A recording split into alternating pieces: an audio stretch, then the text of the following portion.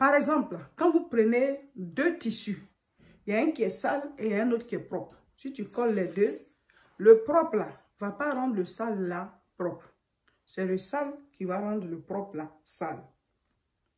C'est pour ça que Dieu dit, les autres peuples qui ne connaissent pas le Seigneur, ils ont leur idolâtrie, ils ont des célébrations, ils adorent des créatures. Donc toi en tant qu'enfant de Dieu, si tu t'allies à eux par le mariage, c'est toi qui vas souffrir. Parce que la personne n'est pas dans la même dimension que toi. Nous, on est nés dans le royaume de Dieu. La personne n'est pas encore dans le royaume de Dieu. Donc, faire exprès en tant que chrétien pour aller prendre un païen, la Bible dit non. Maintenant, certaines personnes se basent sur le passage de la Bible. Je vais le lire pour que chacun puisse comprendre la différence. 1 Corinthiens chapitre 7. Il dit quoi? 1 Corinthiens 7 à partir du verset 12. Aux autres, ce n'est pas le Seigneur, c'est moi. Si un frère a une femme non croyante et qu'elle consente à habiter avec lui, qui ne la répudie point.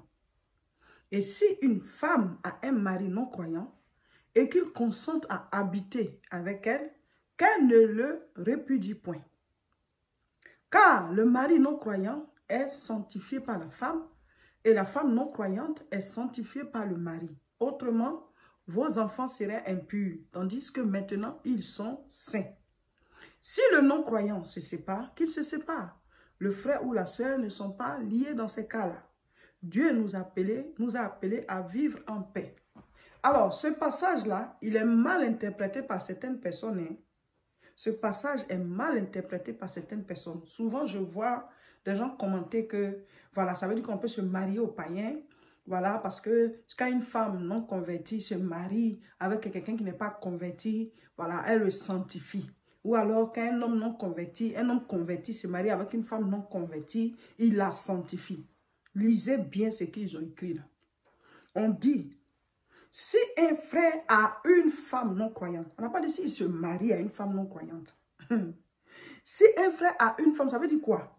Avant de se donner à Jésus, lui, il était déjà marié.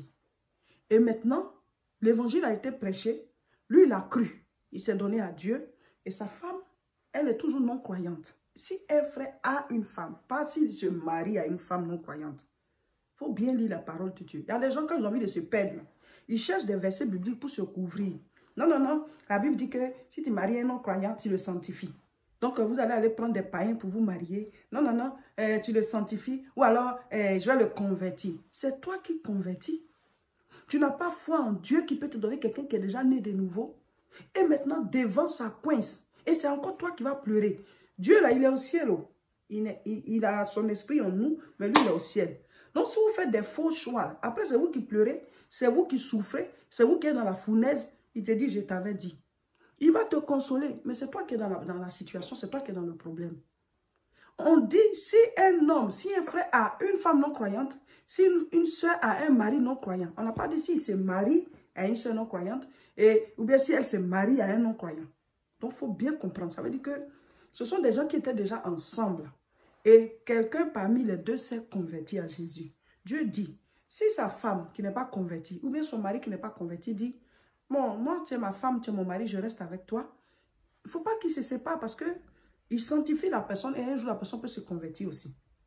Vous comprenez? Et même les enfants sont sanctifiés parce que c'est quelque chose qui est fait avant de se convertir. C'est ce qu'on appelle les temps d'ignorance. Et la Bible dit, Dieu ne tient pas compte des temps d'ignorance. Mais quand tu es converti bien là, tu t'es donné à Jésus, tu connais la vérité. Toi-même, tu t'en prends un païen pour marier. Tu t'en prends une païenne pour te marier à elle. Ah, c'est toi qui vas récolter, hein. Et vous cherchez les versets bibliques pour vous couvrir. Non, Dieu dit que si tu te maries à un homme croyant, tu le sanctifies. C'est toi qui vas souffrir, ce n'est pas Dieu. C'est toi qui vas souffrir, ce n'est pas Dieu. La parole, il faut bien la lire. Souvent, on veut prendre des raccourcis. C'est ce qui est arrivé à Sarah. Dieu a dit à Sarah qu'elle va enfanter. Sarah voit que depuis là, elle n'enfante pas. Elle dit, bon, tout ça, c'est trop compliqué. Abraham, il faut coucher avec ma servante. Elle va me faire un fils. Après, c'est cet enfant qui était un problème pour son fils Isaac. Et la servante est devenue une rivale pour elle. C'est toi qui as créé ton problème, Sarah. Vous comprenez? Et maintenant, il faut le chasser. Il faut chasser le fils là avec sa maman parce que mon fils Isaac est plus petit. Un jour, si on n'est pas là, le grand va le tuer. Et c'est vrai. Et donc Abraham est obligé de chasser la dame et puis l'enfant, Agar et puis son fils. L'enfant là, il ne devait pas naître. Donc souvent, quand on ne veut pas écouter la voix de Dieu pour bâtir notre couple, là, on va faire naître quelque chose qui ne devait pas naître. On va faire naître une anomalie. Et ça devient un problème pour nous-mêmes. Quand tu es chrétien, il faut te laisser diriger par le Saint-Esprit. Souvent, on est pressé. Il faut se libérer des envies de ce monde-là. Donne tout ton corps à Jésus. Je dis, c'est au moment où tu voudras. C'est là que je vais avoir les rapports sexuels. C'est au moment où tu voudras, quand tu m'auras donné la personne que tu auras choisie. Jésus, même toute sa vie, n'a pas fait de rapports sexuels. Il n'en a pas fait.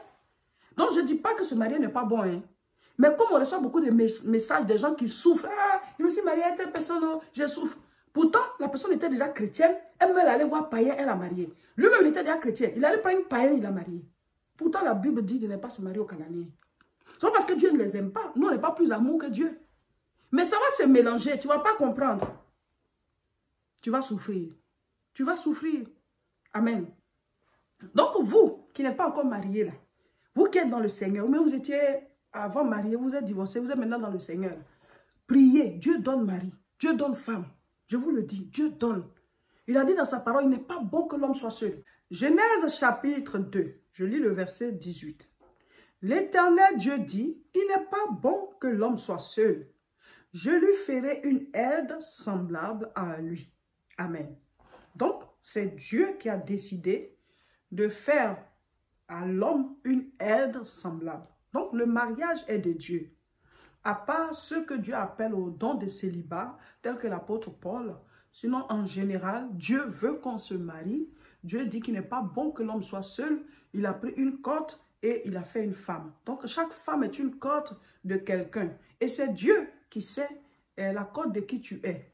Et chaque homme a sa cote aussi. Voilà. Et comme c'est Dieu qui a pris la cote pour faire Ève, c'est lui qui sait qui il a préparé pour toi. Si tu pries, Dieu est fidèle, il va te faire rencontrer la bonne personne. Amen.